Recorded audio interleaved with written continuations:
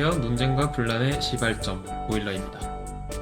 안녕하세요. 불타는 남자 자작나무입니다. 안녕하세요. 빈틈없이 깔아주는 콩자갈입니다. 건축에 대해 잡담하는 잡담들, 건축 잡담.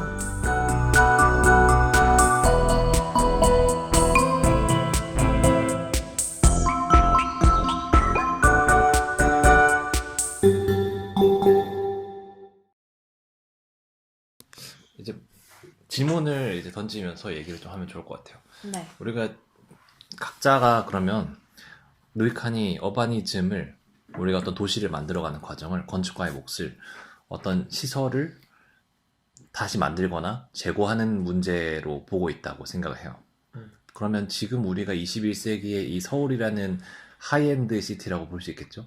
네. 이 하이엔드 시티에서 이 자살률 OECD 1위인 이 도시에서 네.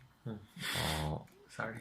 어떻게 죄송합니다. 대체 어떤 시설을 내가 좀 더 주목해서 보고 싶고 또 한편으로는 어떤 시설이 뭔가 우리의 existence 윌에 부합하지 않는 것 같고 그것을 위해서 어떤 시설 하나를 정해서 고민을 해본다면 대충 어떤 그림들이 좀 그려졌으면 좋겠다.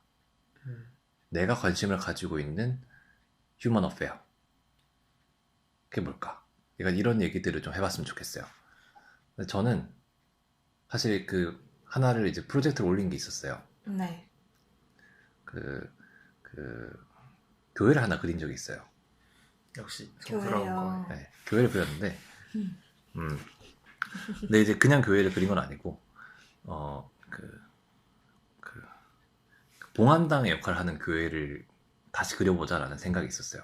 네. 그러니까 그 화장한 뼈를 보관하는. 그쵸. 화장한 뼈든 아니면 뭐 개인적인 물품이든 그 사람을 기리는 어떤 것들이 우리는 이제 보관을 하잖아요, 어딘가에. 그건 아무리 신앙적인 존재라도 이런 건 더 이상 필요 없어 이렇게 생각하는 사람들이라도 그런 일은 아직도 해요. 그렇다고요. 그러니까 이게 우리가 그 도시 외곽에다가 네. 납골당을 만들거나 요즘에 봉안 파크 같은 것도 만들죠. 그런 걸 네. 만들어다가 쫙 해가지고 엄청 침묵하는 것 같은 벽을 막 세워가지고 거기다가 이렇게 막 집어넣죠. 요즘 그런 타입들이 막 생겨나고 있죠. 어떤 데는 보면은 그 도서관을 은유로 발생하는 것들도 있어요. 그래서 북쉘프처럼. 네, 북쉘프를 딱 하고 그 사람의 봉안함과 뭐 내용이나 네. 뭐 일대기 같은 것들을 다 네. 이렇게 두꺼운 책으로 이렇게 만들어가지고 그거를 서재에다가 이렇게 넣어줘요. 근데 괜찮았어요. 저도 그거 보고 근데 네.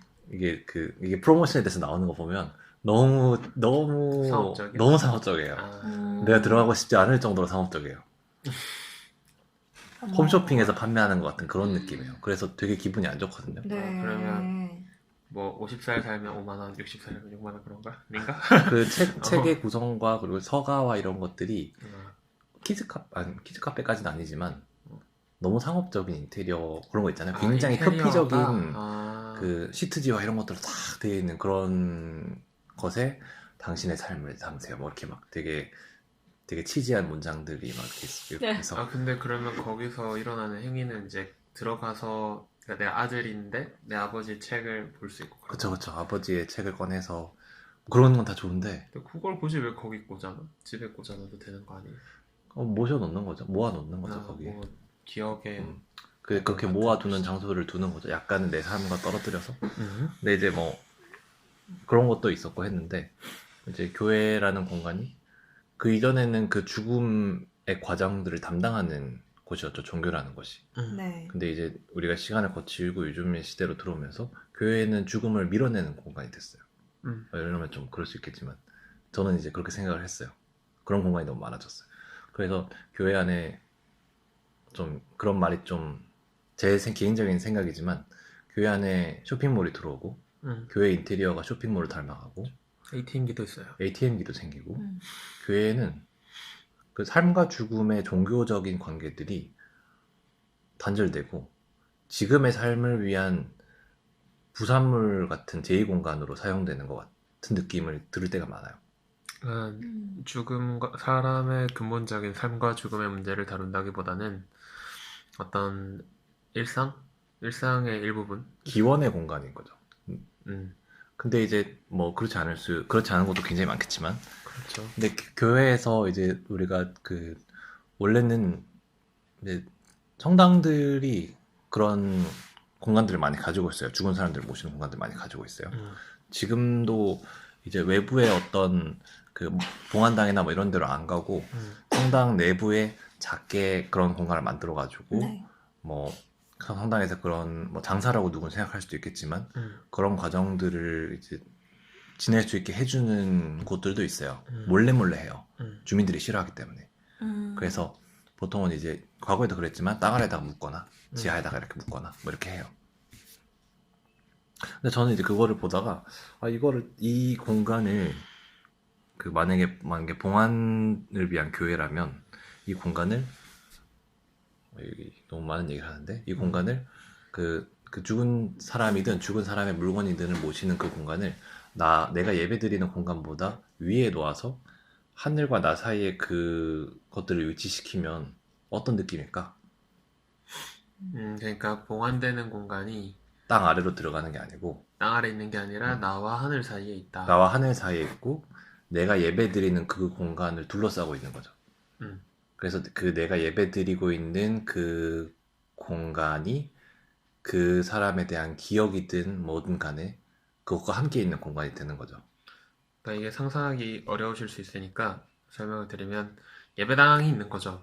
예배당이 있죠. 근데 보통 그 예배당의 지하라던가 뭐 다른 곳에 그 어떤 시신과 유해를 보관을 하는데 그게 아니라 예배당이 이제 벽면이라던가 이제 예배당을 둘러싸고 있는 그 벽면의 상층부에 예배당을 감싸는 돔이 그게 되는 거죠. 위에 돔이 있고 돔이 있고 그 네. 돔의 나는 면에 그거보다 한참 아래에 있어요. 그 면에다가 걔를 그쵸. 그게 이제 두겠다. 두는 것이죠. 근데 보통 이제 우리가 그 추모공원 이런 데 가도 봉안하면 저기 따로 있고 예배 공간은 따로 잘 빛과 이런 관계를 생각해서 따로 잘 만들어놔요. 그렇죠. 근데 이제 그 관계를 우리가 봉안하는 공간과 교회라는 제의가 드려지는 그 관계를 생각해 보면 항상 그 봉안하는 쉘바 앞에 가가지고 가족들끼리 모여서 서서 추도 예배를 드려요. 그냥 그 복도 자리에 서서. 아무튼 그래서 이제 저는 이제 그런 문제들을 고민을 하면서 그림을 그렸던 게 있어요. 그런 게 있었고.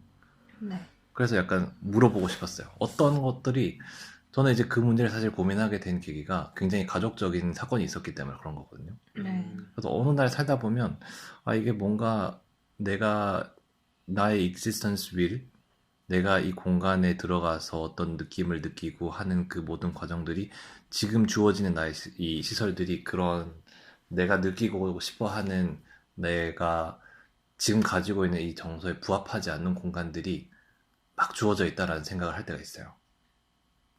그렇죠. 그런 것들을 포착해 본다면 어떤 것이 있을까? 저는 많은데요. 그러니까요. 사실 엄청 굉장히 많고. 네, 뭐 예전에 그래서- 그래도 이번에 네. 뭐 방송에서 할 만한 얘기는 예전에 그 공모전에 나갔던 적이 있어요. 1차에서 떨어졌는데 네. 그 뭐 마을 만들기가 한창 그때 주제였기 때문에 한국건축대전이었나요? 네, 제가 마을 만들기 주제로 그냥 고민을 하다가 첫 번째 그냥 이슈만 던지는 걸로 생각을 해서 진짜 이슈만 던졌다가 떨어졌는데 저도 그런 적 많아요. 건축적인 얘기를 하나도 안 했죠. 그래서 네. 도면 뭐 배치도 이런 거 하나도 없어. 그러니까. 사이트 분석 하나도 없어. 그냥 저는 그냥 그 1차에서 지하철역에 대한 얘기를 되게 길게 써서 네. 냈었어요. 그냥 우리가 일상에서 마을이라는 것을 조직할 수 있는 최소 단위가 무엇인가에 대해서 얘기를 해봤을 때 우리가 인지적으로 저는 한 지하철역을 사용하는 공동체가 네. 저는 마을 공동체로서 의미가 있다고 생각했었어요. 도시 네. 스케일에서는. 네. 왜냐하면 뭐 저희 같은 사람들이야 엄청 막 여러 동을 가로질러서 걸어가는 경험들을 하잖아요. 네. 뭐 산책을 한다거나 아니면 도시 이제 답사를 할 때는. 근데 대부분의 일반적인 분들은 집에서 나와서 지하철을 타고 그 회사가 있는 쪽의 지하철에 도달해서 이제 거기서 이제 회사를 가게 되겠죠. 그런 식으로 경험을 할 때 저는 그 두 개의 지하철역을 경험을 하게 될 건데 뭐 최소 두 개의 지하철역 경험을 할 때 저는 그 사이에서 어떤 페르소나의 교체가 일어난다고 생각을 했었어요. 그러니까 주민으로서 사는 사람으로서의 나와 이제 생산 단위로서의 내가 교체된다고 생각을 했었어요. 네. 그래서 저는 지하철역이라는 공간이 근데 너무 가보면 매끈하잖아요. 그러니까 벽이라던가 천장이라던가 바닥이라는 것이 마치 여기는 지나가는 공간이다라는 식으로 만들어 놓고 저는 그런 게 조금 불만이었어서 이제 조금 더 촉각이나 감각을 자극할 수 있는 요소로 여기를 채우겠다 이런 식으로 이제 주장을 해서 넣었는데 뭐 떨어졌었죠. 그렇게 하면 만약에 이제 우리가 칸의 말들을 좀 봤으니까 저는 이제 그렇게 얘기했을 때 약간 이렇게 생각하게 돼요.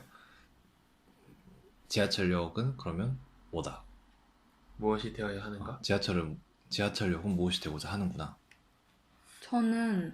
저도 사실 지하철역을 처음에 떠올리긴 했는데요. 제가 저희 집 근처에 있는 지하철역이 굉장히 길거든요. 정말 너무 길어요. 막 한 세네 블록이 걸쳐져 있어요. 그래서 정말 통로에 옛날에는 그림만 이렇게 똑똑똑똑 걸려있는데 타일로 그냥 가득 찬 벽면에 상가가 있었는데 걔네가 다 운영이 잘 안 돼서 다 문을 닫고 싹 밀더니 뭐가 생겼어요. 근데 그것도 사람이 너무 없더라고요. 맞아. 그래서 맞아. 그게 자꾸 지하철역에서 걔네가 자꾸 상가를 만들고 싶어하는 욕망들이 있는데 정말 개찰구 근처에 있는 것도 지금 될까 말까 하는데 네, 꼭 그래야 되나? 그리고 제가 어제 지하철역에서 나와가지고 좀 시간이 많이 남았어요. 한 30분 정도. 그래서 지하철역에 붙어있는 어떤 백화점을 가가지고 쭉 돌고 다시 내려왔는데도 시간이 남아가지고 10분 동안 앉아있는데 너무 추운 거예요. 그래서 그냥 앉아있는 공간만 잘 돼 있어도 약간은 더 행복했을 텐데 뭔가 네, 그런 시도들을 좀 하고 있는 것 같긴 한데 네, 지하철역이 뭐가 되고 싶어 하는지 좀 고민을 더 해봐야 될 것 같아요. 그 지하철역이 무엇이 되어야 하는가, 무엇이 되고자 네, 하는가라고 봤을 때, 네, 저는 그러니까 제가 풀었던 방식은 그게 모빌리티로 풀면 안 된다고 생각을 했었던 거죠. 네, 그냥 거기에 대한 대답으로서 이동하는 공간. 그 예전에 어떤 교수님 하셨던 말인데 뭐 플랫폼? 그러니까 한 속도에서 다른 속도로 갈아타는 공간. 네, 단순히 그렇게 생각할 수는 없는 것 같아요. 이거를 그 요즘 사람들의 삶의 패턴, 삶의 방식과 네. 봤을 때 네. 이게 우리가 공동이라고 묶을 수 있는 정말 최소한의 네. 공동체 단위? 그냥 우리 그렇게 하잖아요. 뭐 너 어디 사니? 이러면 뭐 나는 낙성대역에서 가까워. 나는 성수역에서 가까워. 이렇게 말하잖아요. 그러니까 자기가 쓰는 그러니까 인지하는 지역적인 단위의 그 끝단이라고 할까요? 저는 그런 맞아요. 거라고 생각하거든요. 그렇기 때문에 이 공간에 조금 더 그 시설들을 사용하는 사람들의 집합적인 내용이 담겨야 된다고 생각하고 네, 그거는 소비일 수 없다고 생각을 하고 맞아요. 그리고 또 한편으로는 제발 그 지역의 역사 같은 것 좀 안 써놨으면 좋겠고 맞아요. 그런 소개 같은 것 좀 안 했으면 좋겠고 그냥 거기서 머물 수 있는 장소들 연주를 왜 해요 거기서 공연을 왜 하는지도 난 잘 모르겠어요. 네, 아니 거기 그냥 젊은 사람들도 앉아서 쉴 수 있고 나이 드신 분도 뭐 와서 바둑도 뜨고 이럴 수 있고 야 뭐 하다못해 우리 스터디하는 공간 이런 것도 없는데 네, 그런 거 뭐 교대역, 양재역, 뭐 고속터미널역 이런 데 좀 있으면 얼마나 좋아요. 그렇게 쓰면 되는 거잖아. 우리가 막 엄청나게 좋은 환경을 원하는 게 아니라 그냥 출근하고 퇴근하면서 잠깐 모일 수 있는 장소를 원하는 건데 뭐 그게 막 늘 7, 8천 원짜리 수제 맥주를 먹으러 갈 수 없는 노릇이고 네, 그런 공간에서 뭐 작게 크게든 모일 수 있는 장소들을 만들어주면 더 좋지 않나라는 생각을 늘 했었어요. 근데 이제 거기에 딱 그 에스컬레이터를 타고 내려가는 그 진입로부터가 네. 너무 그냥 길이죠. 그냥 패스로 존재하니까 평면도 너무 매끈하고 어디에 막 기대서 쉬기도 뭐하고 거기에 가만히 서 있으면 되게 이상한 사람 되잖아요. 그러니까 조금 그런 점에서 지하철이 시설로서 수정될 요소가 많다는 생각을 했었죠. 맞아요. 저희 지하철역의 경우에는 광고판이 굉장히 많은데 맞아요. 그 광고판마다 아이돌 맞아요. 생일 네, 축하해 맞아요. 몇 주년 막 이런 거 막 맞아요. 올라오거든요. 그래서 약간 느낌이 이곳은 성지인가? 이분들의 그런 아, 이미지들로 가득 찬 그분들만의 공동체가 저희 지하철역에는 맞아요. 네. 약간 있는 것 같아요. 근데 주민으로서는 사실은 그런 마음은 알겠으나 저는 더 소외되는 느낌이 약간 맞아요. 들고 네, 소외되는 느낌 들죠. 오히려 정말 내가 원하는 그런 따뜻한 분위기와 이런 거는 어디서 나오냐면요. 빵집에서 나와요. 빵 냄새. 지하철 빵 빵집. 냄새로 거길 가득 메우는데 내가 그걸 사지 않아도 여기서 사람들이 빵을 먹는구나. 뭐 이런 빵집, 분식집 네, 맞아요. 이런 거. 그래서 이게 과연 우리가 상업의 기능을 정말 떨어뜨려서 생각할 수 있을까? 그런 생각도 좀 들어요. 그래서 근데 그렇다고 장사가 잘 되게 공공이 꾸며줄 이유는 사실은 없잖아요. 근데 또 장사 너무 안 되고 빵집도 그마저 사라지면 정말 그 역에는 남는 게 아무것도 없어요. 그래서 그런 게 약간 딜레마인데 제가 사실은 저는 그 시설로서 무엇을 가장 문제라고 생각을 그 학생 시절에 했었냐면 사실 공동주거에서 했었고 그래서 사실 저는 상업 기능이 그 위에 주거시설에 어떤 영향을 미칠지를 고려를 하면서 주상복합으로 불릴 수도 있는 뭔가를 계획을 했었거든요. 근데 그냥 단순하게 생각하면 그 상가의 주인은 위에 집이 있어.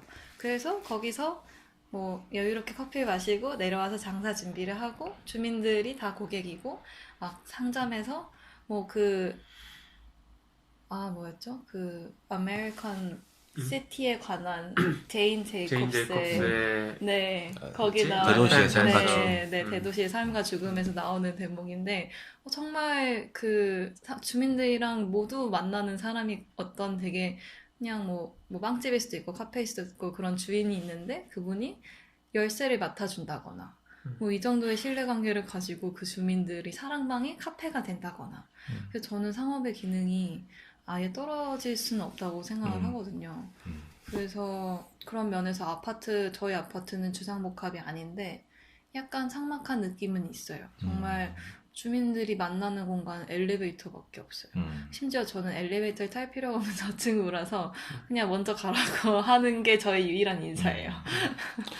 그래서 그렇죠. 그런 공간들이 뭐 꼭 공공에서 제공하는 것이 아니어도 뭐 상업 공간이어도 그런 좀 모임 공간들이 있으면은 좋을 것 같은데 지하철역은 지하라는 특성이 약간 있어서 그게 좀 한계가 있는 것 같아요. 맞아요. 지하철이 그래서 그 차원에서 되게 이게 우리가 네. 익스텐스 어떤 존재 그것이 어떻게 존재하고자 하는가에 대한 물음을 던지고 나면 당연히 디자인의 문제가 따라올 수밖에 네. 없어요. 근데 이 디자인의 문제 자체를 되게 본질로 생각하는 사람도 되게 많은데 이 디자인의 문제를 그냥 디자인의 문제로만 볼 것이 아니라 이 디자인의 문제가 저한테는 그 애트모스피어를 설정하는 문제와 연결이 돼 있어요. 그러니까 우리 주변의 환경을 네. 결정하는 네. 그 대상들의 출현, appearance라고 얘기를 하는데 얘가 어떤 식으로 드러날 것이냐 그때부터 하우의 문제가 엄청 중요하게 있는 것 같거든요. 그거는 중요하죠. 네. 그래서 지금의 지하철이 사실 크고 작게 공간은 되게 또 많이 만들고 있어요. 맞아요. TV도 갖다 놓고 막 거기 되게 난방되는 의자 놓고 막 그렇게 하는데 시항아리 이런 거 있어. 저는 오목교역을 갔다 정말 충격을 받았어요. 왜요? 거기 너무 잘 해놔가지고 오목교역이 9호선인가? 5호선인데요. 거기 이제 현대백화점으로 연결되는 길목에 막 이제 나무 데크 쫙 깔아놓고 거기 이제 책장도 막 놓고 약간 스틸로 좀 세련되게 해놨어요. 검정색 스틸로 위에를 이제 천장에 노출을 해가지고 막 계단도 만들고 근데 사람들이 가득 차 있는 거예요. 주말에 연휴 날이었는데 약간 별마당 도서관 같은 느낌인가? 맞아요. 그래서 근데 보니까 이게 뭐 공공에서만 한 건 아닌 것 같고 약간 이게 업체랑 계약을 해가지고 뭐 중고도서가 들어와서 뭐 좀 열람할 수 있고 근데 공짜로 쓸 수 있고 대신에 카페 옆에 있어 마실 사람 마시고 뭐 아닐 사람 그냥 앉아있고 이런 분위기가 있더라고요. 사실 그런 게 다 돈이에요. 지하철은 그냥 그 돈을 관점에서 들여서 봤을 때 하면은 네, 그게 제일 바뀔 수 있어요. 제일 큰 문제는 네. 빛인 것 같아요. 맞아요. 빛이 정말 차가운 형광등 빛이 내려오는데 아니, 조명만 바꿔도 조명만 바꿔도 모든 게 달라질 수 진짜 있을 것 같아요. 달라지는데. 맞아요. 일단 우리가 네. 뭐 이 얘기를 계속 할 건 아닌 것 같고 네. 맞나요? 더 지하철역. 하고 싶은가요? 아, 이 시설에 대해서 우리가 뭐 이건 약간 스타터처럼 얘기하려고 하는 거 아니었나? 아, 네. 그 뒤로 이제 사실 저는 이 얘기만 해도 괜찮을 것 같다는 생각도 들고 그 뒤로 이제 등장할 만한 질문들은 너무 이렇게 너무 본질적인 질문들을 등장할 수 있는데 아까 우리가 네. 쉬는 시간에 잠깐 했던 얘기는 루이스 칸의 주적이 누구인가 이런 주적. 질문을 아, 했었죠. 그러니까 그렇죠. 네. 지금 우리가 루이스 맞아. 칸이 지금 우리가 오늘 발제했던 거는 시암의 마지막 회의에서 건축가들 사이에서 루이스 칸이 네. 쫑알쫑알 얘기하는 거죠. 네. 지금. 그렇죠. 네. 근데 루이스 칸의 얘기를 곰곰이 듣다 보면 루이스 칸은 건축가들한테 얘기하는 것 같지가 않아요. 맞아요. 왜냐하면 아까 우리가 그런 얘기를 했죠. existence will, 그러니까 존재 의지가 존재 의지에 부합하지 않는 시설들이 많다라고 얘기를 하지만 이거를 곰곰이 생각하다 보면 존재 의지에 부합하지 않는 학교가 있다라는 질문에서 우리는 나아가면 그 학교만 있는 게 아니에요. 존재 의지에 부합하지 않는 선생도 있고 존재 의지에 부합하지 않는 교장도 있고 물론 1900년대 중반에 이미 관료제에 대한 비판들이 많이 일어나고 있었지만 자본주의의 발전과 함께 관료제가 계속해서 분화되고 발전되어 왔고 네. 그러니까 실제로 교육을 하는 사람과 교육 제도를 만드는 사람이 다른 사람이죠. 그리고 그거를 이제 그 건축물을 지을 때 이 사람들이 다 모이지도 않아. 그리고 같은 현실에 존재하지도 않고요. 네. 근데 그런 상황에서 우리가 교육의 존재 의지란 무엇인가 건축가가 백날 얘기해봤자 소규의 경을 읽고 있는 거예요. 근데 그런 상황에서 저는 루이스 칸이 계속 던지고 있는 문제의식들이 어떤 건축가들의 고민의 부재라던가 생각을 하지 않는 것보다는 관료제화 되어 가고 있는 사회에 대한 지적과 비판이라는 생각이 계속 들었거든요. 네. 그러니까 이게 건축이 지어지는 그 단계에 왔을 때 보통은 이제 그런 변화를 전혀 생각지 않거나 전혀 원하지 않죠. 그렇죠. 대부분 새로운 그러니까 그 결정권자 우리가 관료제라는 네. 제도 속에서 결국에는 그 타입을 바꿀 수 있는 결정권자들은 이 건축 과정에 직접적으로 개입하지 않아요. 직접적으로 개입하는 것 같기도 해요. 아, 그렇죠. 근데 마지막 순간에는 개입을 의견을 하죠. 막 바꾼다던가. 하지만 시작에 함께 있어야 되는데 네. 그래서 사실 여러 주체가 모여서 회의를 하고 각 주체들이 망설이지 않고 각자의 이상에 대해서 얘기를 해야 되는데 그럴 수 없는 그 분위기와 그 억압된 권력 관계가 정말 네. 그래서 저는 정말 헤드에 있는 그 1인자가 진짜 건축에 좀 깨어있고 그리고 본인도 어떤 본질적인 부분에서 문제를 해결하고자 하는 의지가 있고 그래서 그런 거에 대한 건축가의 고민을 들어줄 자세가 돼 있는 1인자만 있으면 전 된다고 생각하거든요. 근데 그게 정말 너무 힘들죠. 그리고 그 사람의 설득을 할 뭐 2인자라도 있던가. 근데 이게 짝짝꿍이 잘 맞아가지고 이분들이 이제 건축가의 진심을 알아주고 뭐 루이스 칸의 진심을 알아주고 그거를 그대로 실행시켜 줄 만큼의 파워를 부릴 이 선택을 한지 안 할지는 사실 우리한테 지금 있는 게 아니죠. 소크 박사 네. 같은 인물이 있었잖아요. 네. 그 칸과 계속 대화를 하면서 그렇죠. 소크 박사도 자기 생각이 엄청 강했어요. 그러니까 자기가 연구소는 어떻게 돼야 되고 뭐 연구원들은 어떻고 네. 그렇기 때문에 뭐 이런 건강 저런 건강 그런 요구들이 다 있었을 거 아니에요. 프로 건축주. 프로 건축. 네. 자기가 무엇을 원하는지에 대해서 정확히 아는 사람이라고 사람. 그랬어요. 칸이. 네. 근데 이제 그거를 알게 하기 위해서는 초기 단계에서 건축가가 이런 의식을 가지고 있지 않으면 그러기가 힘들다고 봐요. 네. 어떤 건축가들은 정말 칸이 얘기하는 프로페셔널의 입장에서만 서 있기 때문에 내가 이 사람의 뭐 이 사람이 하고자 하는 바를 프로그램이라든지 이런 것들을 대해서 구체적으로 들어갈 이유가 없다고 생각하기도 해요. 왜냐하면 프로그램이라는 건 그냥 그때그때 바뀌는 거고 이 사람이 네. 살고 싶은 방식이라는 것도 그때그때 바뀌는 거니까 네. 중요한 것은 뭐 구조나 기능 자체거나 아니면은 순수하게 추구해야 할 좋은 공간 자체일 수도 있죠. 네. 그런 거죠. 그러니까 좋은 공간을 만들어 놓으면 거기서 서재도 만들고 알아서 다 할 수 알아서 있을 뭐 것이다. 나중에 비디오 방도 만들고 한다. 그런 그러니까 얘기죠. 좋은 공간이 중요하다. 그런 분들이 있고 저는 거기에 일리도 있다고 저도 일리도 생각해요. 있다고 네네. 생각해요. 실제로 현대사회에서 한 공간을 한 용도를 위해서 쓰는 일은 많지 않으니까요.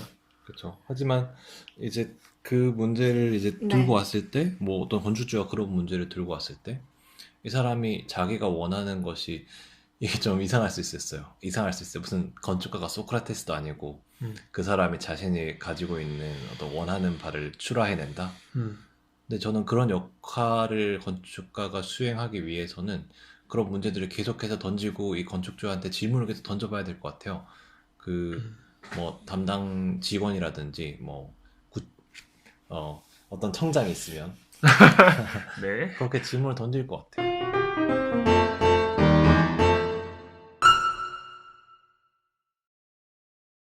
칸의 얘기를 저는 사실 저희는 학부 동안 되게 많이 듣게 되잖아요. 근데 네. 칸에 대해서 저는 처음에 저도 자장님이랑 비슷하게 되게 그 형상, 형태 그리고 막 그 되게 그렇죠. 힘 있고 힘 있는- 무거운 네, 그 네. 느낌이 엄청 나를 압박하는, 그렇죠. 나를 놓아버리게 되는 그 기분이 너무 다들 좋았어요. 성향이 그러시군요. 네. 그런 게 좋아서 칸을 네. 처음에 빠지게 되지만 저는 막 주로 빛과 이런 기하학적인 네. 거에 되게 빠졌었는데 네. 근데 나이가 들고 이제 일을 하면서 칸을 계속 곱씹고 곱씹을수록 저는 칸의 주장이 현대에 어떻게 적용되어야 되냐라고 생각을 하면 그런 의사결정 과정에서 우리가 시설에 대해서 함께 정의하는 거가 맞아요. 저는 제일 중요한 부분이라고 생각을 했어요. 그래서 저는 이제 꼭 우리가 어떤 건축주와 실제 건축물을 구현해 나가는 과정에서 이러한 생각들을 담을 필요는 없다는 생각이 들어요. 이게 뭐냐면 그렇다면? 건축이 우리가 막 건축 문화 막 이런 얘기 많이 하잖아요. 근데 거기서 뭘 하냐면 좋은 공간을 사진으로 예쁘게 잘 찍어서 보여줘요. 네. 그렇게 해서 감동을 준. 물론 그런 것도 있겠지만 저는 그러니까 일반적으로 대중들과 사실 이것을 듣는 분들이 계시다면 건축 좋은 공간에 대한 얘기보다는 어떻게 살 것이 어떤 공간에서 살고 싶은가 보다는 어떤 걸 하고 싶으면서 살고 싶은데 지금 있는 공간이 그런 걸 할 기분이 안 나요라는 문제를 좀 제기를 했으면 좋겠어요. 네. 음, 아주 재밌는 얘기들이네요.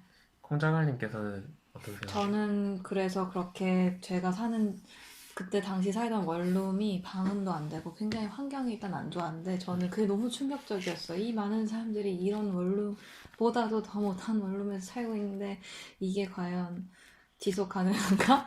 그래서 저는 그렇게 다양하게 뭐 1인, 2인, 3인, 4인 뭐 이렇게 집을 바꿔가면서 한 단지 안에서 살 수 있는 방법은 없을까 하면서 다양한 삶을 살고 싶어하는 어떤 다양한 주체들이 다 모여 살 수 있는 대안적인 주거, 뭐 사회주택 이런 거를 했었는데 결국에는 진짜 현실화가 되려면은 예를 들어서 땅을 갖고 있는 사람이 욕심을 부리지 않아야 돼요. 돈을 그쵸. 에 대한 욕심을 좀 음. 포기를 해야 그런 게 가능하거든요. 사실은 그래서 저는 이렇게 이상을 얘기하는 게 먼저 가긴 해야 되지만 저는 그래서 그걸 진짜 실현시키려면은 어떤 주체들끼리 어떤 얘기를 해야 되고 어떤 관계가 성립이 되어야 하는지 근데 그거는 사실 요즘 건축가들이 약간 발을 디딜려랑 말랑 하는 부분인 것 그런 것 같은데 같아요.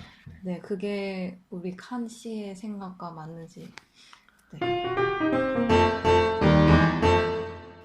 그래서 이제 좀 시간이 다 됐으니까 정리를 좀 하자면 이제 오늘 자장님께서 루이스 칸의 이제 시암 마지막 회의에서 했던 연설을 정리를 해주셨고 저희는 거기에 대해서 뭐 각자 어떤 시설들이 이 도시에서 한 번 더 질문이 되어져야 할까 얘기를 나눴고요. 네, 그 다음에는 루이스 칸이 얘기하는 것들이 사실 현재 사회, 이렇게 고도화된 관료제 자본주의 사회에서 의미가 있는가에 대한 토론을 좀 주로 했던 것 같아요. 맞아요. 그러면서 주택 얘기도 나오고 학교 얘기도 나오고 했던 것 같은데 아무튼 사실 저희 루이스 칸을 마지막에 다뤄야 되지 않냐라는 이런 얘기도 했었는데 네. 그렇기 때문에 저는 이런 얘기들이 우리가 이제 다음 건축가들을 계속 다루는 동안에 다시 한 번씩 나올 거라고 생각을 해요.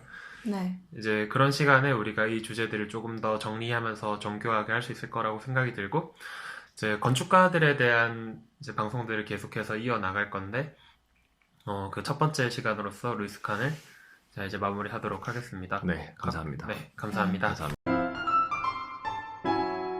건축에 대해 잡담하는 작당들, 건축 잡당.